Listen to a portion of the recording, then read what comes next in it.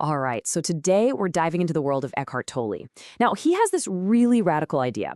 What if what we think of as normal consciousness, our day-to-day mind, is actually deeply dysfunctional?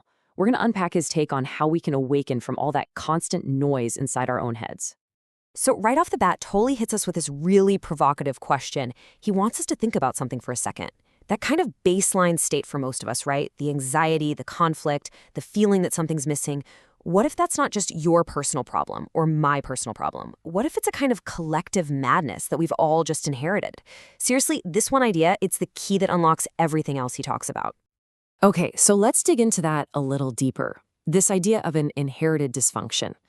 Toll is quick to point out that, hey, this isn't some brand new concept he just invented. Actually, if you look back, the great wisdom traditions have been talking about a fundamental flaw in the human mind for thousands of years.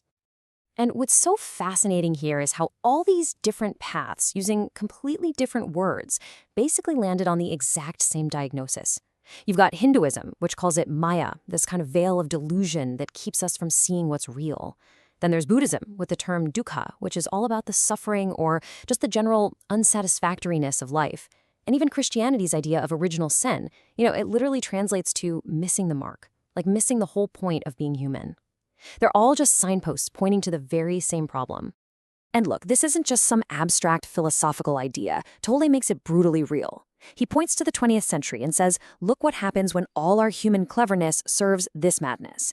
We're talking over 100 million people killed by other human beings. Let that sink in for a second. 100 million. That's not a failure of our intelligence, right? It's a terrifying symptom of a collective insanity, just playing out on a global scale. So this is the turning point.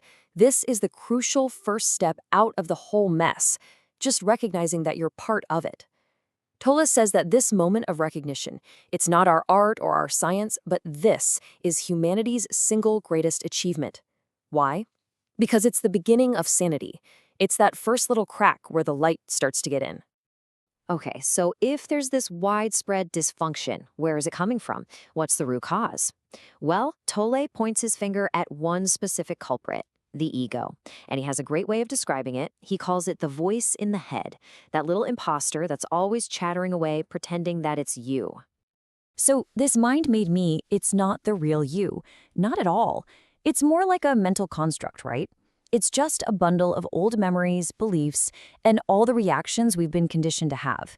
It's that nonstop narrator in your head that's always judging, always commenting, always worrying about something. And because it's just a temporary thing, it feels really insecure, really precarious. And that's exactly why it's always running on fear and desire. And this breakdown really shows the contrast perfectly. On one hand, you've got the little me, the ego.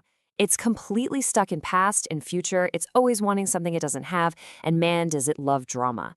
But then, on the other hand, there's your deeper identity. Tolle calls it being. That's the timeless awareness behind all the thinking. It's like the silent space where your life is actually happening. It doesn't need anything because it's already complete. It's what he calls vibrantly alive peace. So, the big question is, how do you spot this ego in yourself? Well, you just watch for its favorite patterns. That compulsive thinking that just won't shut up, even when you want some peace and quiet. Or that constant feeling of, I need more money, more praise, more stuff. Ever find yourself in an argument where you just have to be right? Yep, those are the telltale signs. That's just the ego trying to puff itself up and feel more real. So if the problem is this nonstop compulsive thinking, then the solution has to be somewhere beyond thought, right? And Tolle's antidote is so simple, but it's incredibly profound. It's all about awakening to this dimension of inner stillness that, get this, is already inside you. I love this analogy. It's such a great way to get it. Think about it like this. You know how there's noise outside, but there's also silence? Well, the inner noise is all your thinking. And the equivalent of that external silence is your own inner stillness. It's not something you have to go out and build or create. It's already there. You just have to learn to notice it. And he gives us two incredibly simple ways to access it. First, just listen for the silence, not to the sounds, but to the silence underneath them. The very second you become aware of silence, you're not thinking anymore. You're just aware. The second way is to pay attention to the gaps, those little pockets of silence between your thoughts, or even between words when someone's speaking. Right there in those gaps, that's where you'll find it. That's the stillness he's talking about. And it's so important to get this. This stillness isn't some empty, dead space. Far from it. Toll says it is intelligence. It's the source of true creativity, of deep wisdom, of the answers to our problems. When we can just be still, just look and just listen, without that mental commentary running, we tap into a kind of intelligence that's way, way bigger than our little thinking minds. And all of this, naturally, brings us to his most famous teaching, the one he's known for, the power of now.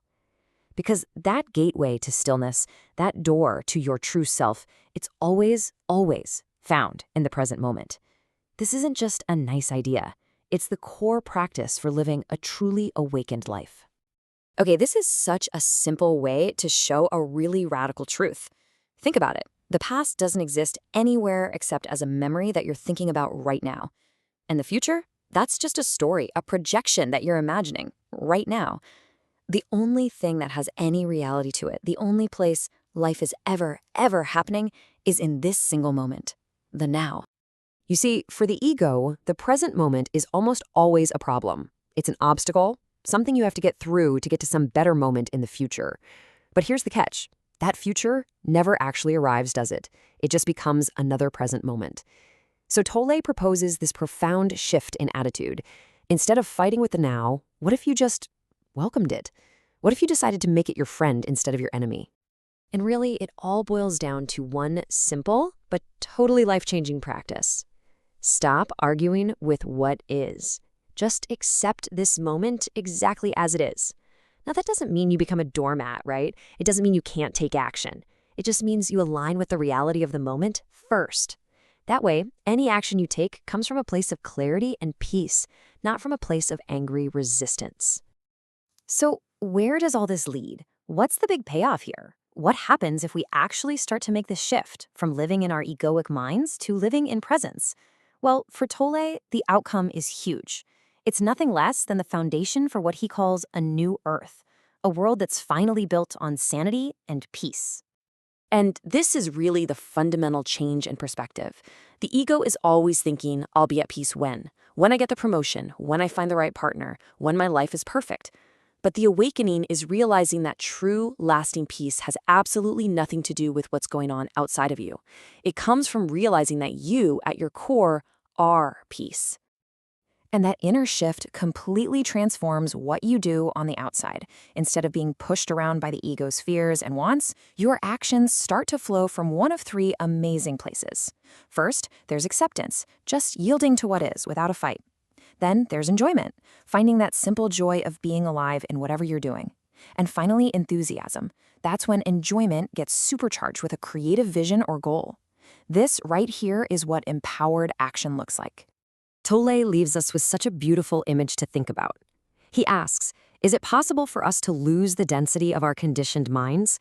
Can we become like crystals, so clear and transparent that the light of consciousness, our real self, can just shine right through us without any of the ego's distortion? And that leaves us with this final, powerful question to ponder.